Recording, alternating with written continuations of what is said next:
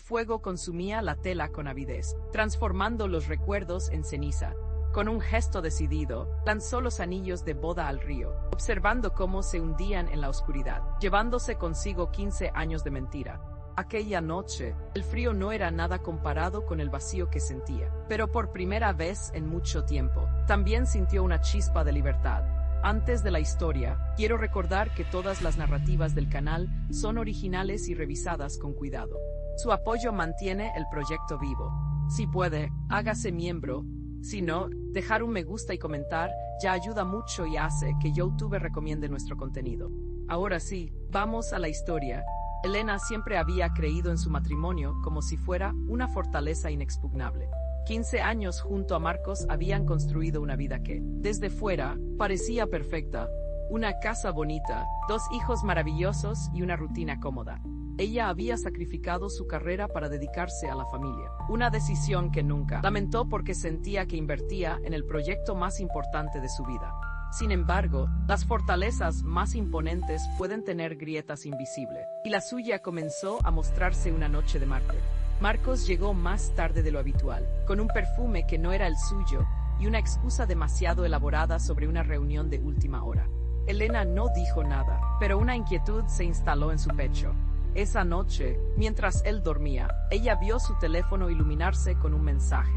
No lo leyó, pero el nombre en la pantalla no era el de un colega. Fue el primer temblor, la primera señal de que el suelo bajo sus pies no era tan firme como pensaba. Al día siguiente, él negó todo con una calma que la asustó. La llamó paranoica, sensible, y por un momento, Elena casi le creyó. Casi. Pero la semilla de la desconfianza ya estaba plantada. Los días siguientes se convirtieron en una tortura silenciosa. Elena vivía en un estado de alerta constante, analizando cada palabra de Marcos, cada retraso, cada llamada misteriosa. Se sentía como una detective en su propia casa, buscando pruebas de un crimen que su corazón se negaba a aceptar. Empezó a revisar los extractos bancarios y encontró gastos que no tenían sentido. Cenas en restaurantes caros en días que él supuestamente estaba trabajando hasta tarde. Compras en tiendas de regalos que nunca llegaron a casa. Cada descubrimiento era una pequeña puñalada. Él se había vuelto un experto en el engaño, construyendo un castillo de mentiras con una habilidad pasmosa. Elena se sentía cada vez más sola, atrapada en una realidad paralela donde su marido era un extraño. La duda era una sombra que la seguía a todas partes, oscureciendo cada momento feliz del pasado. Si alguna vez has sentido esa misma duda, sabes lo destructiva que puede llegar a ser. Ella ya no sabía en qué creer, pero tenía la certeza de que no podía seguir ignorando las señales. La verdad, por dolorosa que fuera, era el único camino posible. Una tarde, mientras buscaba un documento en el estudio de Marcos, encontró una segunda tarjeta de crédito, una que ella no conocía. La curiosidad fue más fuerte que el miedo. Llamó al banco y, haciéndose pasar por su asistente, consiguió que le enviaran el extracto detallado por correo electrónico. Lo que vio la dejó sin aliento. No eran solo cenas o regalos. Eran billetes de avión para 2 personas, reservas en hoteles de lujo, en ciudades a las que él supuestamente había viajado solo por trabajo. Las fechas coincidían con los momentos en que él había estado más distante, más irritable. El nombre de la acompañante no aparecía, pero no hacía falta. Todo encajaba. La doble vida de Marcos estaba ahí, impresa en blanco y negro, una prueba irrefutable de su traición. Esa noche, Elena no lloró. Sintió una frialdad extraña, una calma desoladora. Imprimió cada página del extracto y las dejó sobre la mesa del comedor. Cuando Marcos llegó a casa, sonriente y con flores en la mano, su sonrisa se desvaneció al ver los papeles. No hubo gritos, solo un silencio pesado. Él intentó negarlo, pero las pruebas eran abrumadoras. Entonces, su actitud cambió. Se puso a la defensiva, la acusó de invadir su privacidad, de buscar problemas donde no los había. Su falta de arrepentimiento fue el golpe final. En ese instante, Elena supo que todo había terminado. El hombre que amaba, o el hombre que creía amar, no existía. En su lugar había un manipulador egoísta que ni siquiera tenía la decencia de admitir su engaño. Esa noche, mientras él dormía en el sofá, ella tomó la decisión más difícil y liberadora de su vida. Se iría. No habría más oportunidades, ni más lágrimas, ni más esperanzas rotas. Se dio cuenta de que había pasado años minimizando sus propios sentimientos para mantener la paz, perdonando pequeñas mentiras y desprecios que, en conjunto, habían erosionado su autoestima. La traición no era solo física, era la demolición de la confianza, el respeto y la historia que habían construido juntos. Esa fortaleza que creía tan sólida se había derrumbado por completo. La fortaleza que encontró en su interior esa noche la sorprendió incluso a ella misma. Era una fuerza nacida del dolor más profundo. Al amanecer, mientras sus hijos aún dormían, empezó a empacar una maleta, no solo con ropa, sino con los pedazos de la mujer que había olvidado ser. El proceso de separación fue más brutal de lo que imaginaba. Marcos, al ver que ella iba en serio, lanzó una campaña para desacreditarla. Llamó a amigos y familiares, contando una versión distorsionada de la historia en la que ella era la inestable, la que había imaginado todo. Algunos le creyeron.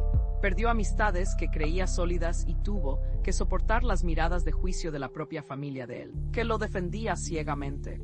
Se sentía increíblemente aislada, como si el mundo entero se hubiera puesto en su contra. Él utilizó a los niños como arma, intentando ponerlos en su contra con promesas y regalo, creando una tensión insoportable en casa. Cada día era una batalla. Elena tuvo que buscar un abogado y empezar a luchar no solo por su libertad emocional, sino también por sus derechos y por el bienestar de sus hijos. Se aferró a los pocos amigos que la apoyaron incondicionalmente y a su propia convicción de que estaba haciendo lo correcto. Aprendió a ser fuerte no por elección, sino por necesidad. Descubrió que la soledad podía ser un refugio donde podía escucharse a sí misma, sin el ruido de las mentiras y la manipulación. Una noche, varias semanas después de haber iniciado los trámites del divorcio, Elena estaba en la casa recogiendo sus últimas pertenencias. La mayor parte de las cosas de Marcos seguían allí, como fantasmas de una vida pasada. Al abrir su armario, el olor de su colonia la golpeó, y con él, una oleada de rabia y dolor. Ya no podía más. Necesitaba un cierre, un acto simbólico que marcara el final definitivo. Con una determinación febril, empezó a meter toda su ropa en grandes bolsas de basura. Los trajes caros, las camisas que ella le había planchado, los regalos que le había hecho. Lo llevó todo al jardín trasero. Luego fue a su joyero y tomó la caja que contenía sus anillos de boda, el de compromiso y la alianza. No dudó, hizo una pequeña pira con la ropa y le prendió fuego. Las llamas se alzaron, devorando la tela y, con ella, años de recuerdos contaminados. Luego, condujo hasta el viejo puente sobre el río. Sin una lágrima, lanzó los anillos a la corriente oscura. Fue un acto de liberación, un ritual para quemar el pasado y poder renacer de la ceniza. A veces, un gesto simbólico tiene un poder inmenso para sanar. El día después del ritual, Elena se despertó sintiéndose diferente, más ligera. El peso que había cargado durante meses parecía haberse disipado con el humo y hundido con los anillos. Por primera vez, el futuro no parecía un abismo aterrador, sino un lienzo en blanco. Comenzó a dar pequeños pasos. Se inscribió en un curso de actualización profesional para retomar la carrera que había abandonado.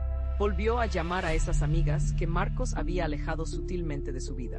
Empezó a disfrutar de las pequeñas cosas. Un café en silencio por la mañana, un paseo con sus hijos sin la tensión de fondo, elegir qué película ver sin tener que negociar. El camino no fue fácil.